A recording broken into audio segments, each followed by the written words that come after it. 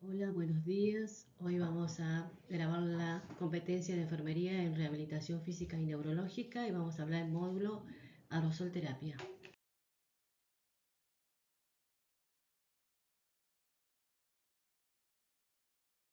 ¿Qué es aerosol terapia? Es un sistema de partículas líquidas, sólidas, de tamaño suficientemente pequeño para mantener estable en suspensión en un medio gaseoso. Aerosol terapia es la administración nebulizada de partículas en el tracto respiratorio con depósitos terapéuticos. Cinética de los aerosoles. Es un dispositivo de fármaco, depende de múltiples factores que puede agrupar dos grandes áreas, las dependientes del dispositivo y las relacionadas con el paciente. La primera puede a su vez desglosarse en tamaños de las partículas, mecanismo dispensor e instrucciones de uso, y la segunda en la geometría, las características de la vía aérea, capacidad de generar el flujo adecuado y claramente mucociliar del individuo. Buenos días, soy Marcela Santini, kinesióloga de Clínica Pasteur y voy a continuar con la presentación colaborando con Julia. La pregunta acá es cómo se depositan los aerosoles, ¿no? De qué manera entra la medicación en la vía aérea. Y el aerosol, la gotita de aerosol va a viajar de tres maneras y se va a depositar de tres maneras. Una es por impactación, que es cuando la gota choca contra el primer obstáculo que se le encuentra. Esto sucede cuando los flujos son muy altos o cuando las partículas del aerosol son muy grandes. En segundo lugar, la segunda manera de poder penetrar esta medicación es por sedimentación. Y esto está representado en la manera en que la gota va cayendo por efecto de la gravedad en las diferentes bifurcaciones de las vías respiratorias. Y en tercer lugar, las partículas más pequeñas, las menores a una micra, van a penetrar en el organismo por mecanismo de difusión, es decir, van a atravesar la membrana. Bueno, resumiendo, los aerosoles van a administrarse en el organismo a través de dos factores físicos y factores clínicos. Los factores físicos, impactación inercial, sedimentación y difusión. Los factores clínicos, tamaño de la partícula, patrón ventilatorio, características anatómicas de la vía aérea. En esta imagen podemos observar a través de este gráfico los distintos niveles de depósito y efecto que tienen los aerosoles según la manera en que se aplique el aerosol, según cómo respire el paciente, pero sobre todo según el tamaño de las partículas que son administradas a través del aerosol, ya sea por un PAF o MDI o a través de alguna nebulización.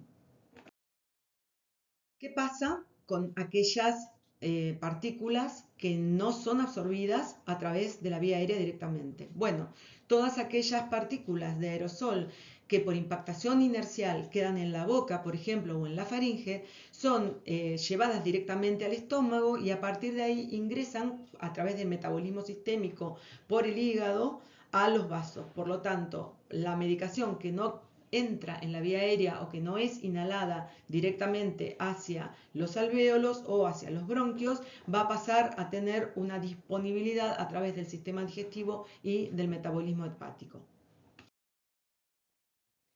Ahora vamos a hablar de tipo de nebulizadores. Acá tenemos tres imágenes y en la próxima vamos a explicar el funcionamiento de los tipos de nebulización. Existen en el mercado dos tipos de dispositivos, los jet y los ultrasónicos. Producen partículas entre 5 y 1 micra, según la empresa que lo fabrique. Varía el diámetro aerodinámico de la masa media. La diferencia entre ellos radica el mecanismo de generación de partículas. Los primeros se valen del principio del Venturi, una columna de aire que pasa a gran velocidad por un producto pequeño. Despresuriza la cámara donde se encuentran y genera como consecuencia la aerosilación del líquido. Un bafle regula la aerosilación de antibióticos, mucolíticos y mucorreguladores. Velocidad de la salida del gas posibilita la utilización de las partículas remanentes Esto depende de un generador de flujo que puede ser ruidoso, por ello no suelen ser portátiles. Los nebulizadores ultrasónicos aerolizan líquidos utilizando ondas de sonido y generados por la vibración y la alta frecuencia de cristales piezoeléctricos. No suelen ser portátiles ya que quieren una fuente eléctrica para funcionar. El mecanismo por el cual se genera el aerosol produce liberación de calor y en ellos no son efectivos para aerolizar sustancias termohábiles. Tampoco lo son para hacerlo con sustancias viscosas y suspensiones.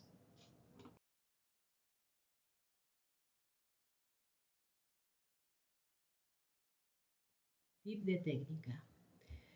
Usar volúmenes de 4 a 5 mililitros, disposición adecuada del paciente, del nebulizador, o sea, posición Fowler del paciente, utilizar flujos de 6 a 8 litros o compresor, en este caso sería lo que llamamos chanchita nosotros en el trabajo, la sesión finalizada cuando no se hace nube o la misma es intermitente. Enjuagar con agua destilada y secar. Estos son de uso personalizado, no se comparte con otro paciente.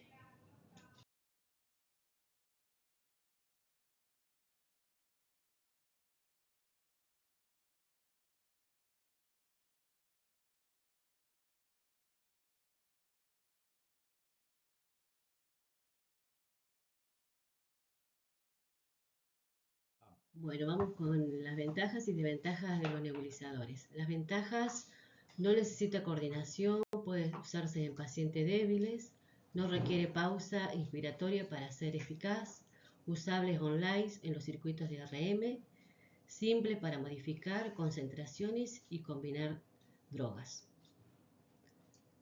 La desventaja: necesita fuente de gas o energía eléctrica, poco portable, entregas de mayores dosis requiere más tiempo, asistencia de dosis muy variable, baja efectividad en el flujo, infecciones y gram negativas. También es necesario saber que podemos nebulizar pacientes que se encuentran en ventilación mecánica. Entonces la pregunta es, ¿dónde coloco el nebulizador? ¿Cómo nebuliza un paciente si está intubado y ventilado? Lo que hay que tener en cuenta como pauta principal es que el nebulizador siempre se coloca en la rama inspiratoria del ventilador, por donde le entra el aire al paciente. El nebulizador se coloca en la misma línea y se conecta a una terminal de nebulización que los respiradores suelen tener. Cosas a tener en cuenta: retirar el nebulizador cuando la misma termina, y también que la utilización del nebulizador puede interferir en los flujos y en los volúmenes que recibe el paciente y puede llegar a hacer sonar algún tipo de alarma. Siempre hay que revisar eso y tenerlo en cuenta. Vamos a presentar otra manera de hacer aerosol terapia. Están diseñados estos para proporcionar una dosis precisa, medida y de medicamento. Es una fina neblina para ser inhalada directamente en la vía aérea para el tratamiento y las enfermedades respiratorias como asma, EPOC, etc. Bueno, vamos a hablar de otro tipo de aerosol terapia como son los PAF, que están diseñados para proporcionar una dosis precisa, medida de medicamentos. Es una fina neblina para ser inhalada directamente de la vía aérea para el tratamiento de enfermedades respiratorias tales como el asma, el EPOC, etc. Bueno, vamos con los mecanismos de acción de los PAF.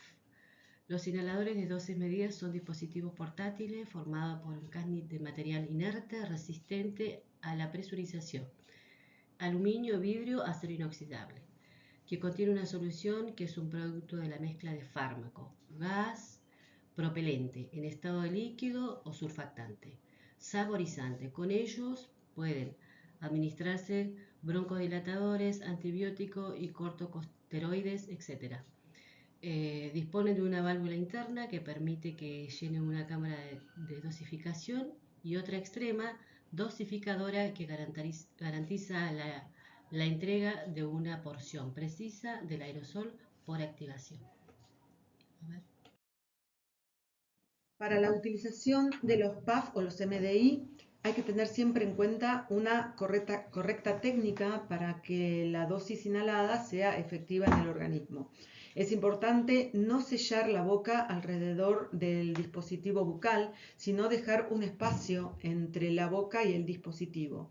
Este espacio puede ser realizado como un espacio aéreo, alejando el dispositivo de la boca, o utilizando lo que se denomina un espaciador, que veremos más adelante.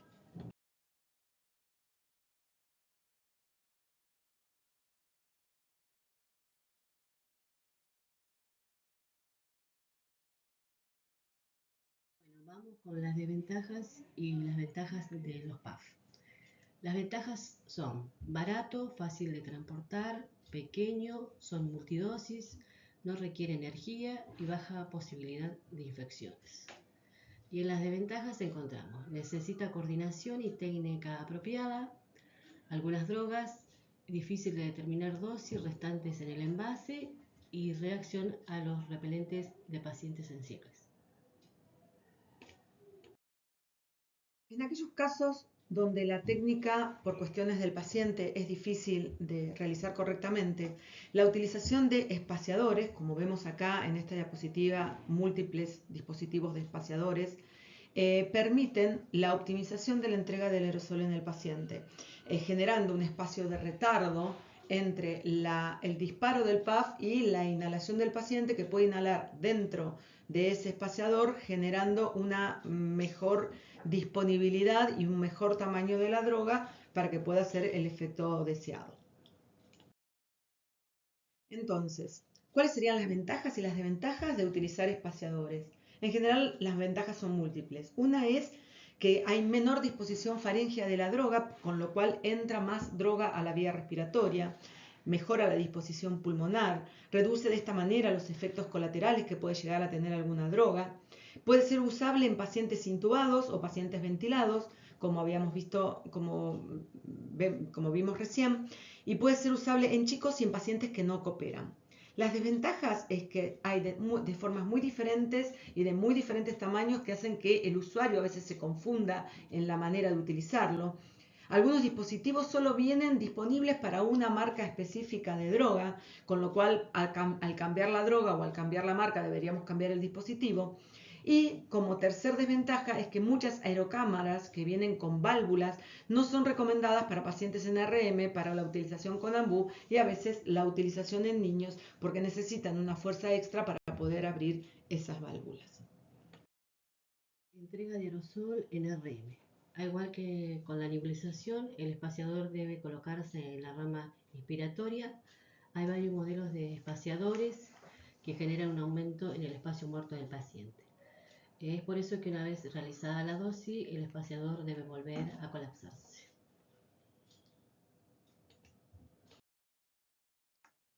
Otra manera de realizar aerosoterapia es a través de los dispositivos denominados DPI, que son polvo inhalado. Estos dispositivos tienen las drogas en forma de polvillo, como bien lo dice su denominación, y si bien no son los dispositivos que más se utilizan en los centros de rehabilitación, simplemente queremos nombrarlos como una forma alternativa de poder entregarle dosis de medicamentos a los pacientes. Vamos a hablar un poquito de las ventajas y desventajas de cada uno de ellos, sin extendernos más en su mecanismo de uso ni en la técnica de uso. Las ventajas y las desventajas. Las ventajas es que son portables, multidosis, con contador, disparado por una inspiración, sin gases propelentes y rápida preparación y administración. Las desventajas son que son caros, son vulnerables a la humedad, la dosis y la generación de aerosol es flujo inspiratorio dependiente. Dificultad para recibir las dosis recibidas. No está indicados en menores de 6 años, no corporativos y entubados. Problemas ensamblados y rango de droga limitado. ¿En qué tengo que pensar al elegir un dispositivo de aerosol terapia? Posibilidad de aprender técnica de uso, costo, en combinación de droga, tratar de unificar dispositivo, conveniencia por parte del paciente o staff a cargo del paciente, preferencias personales. Bueno, entonces, en resumen, podemos decir que es paciente correcto, medicación correcta, el momento correcto, la vía correcta y la dosis correcta con la técnica correcta. Entonces lograremos así un efecto dispositivo deseado para el paciente.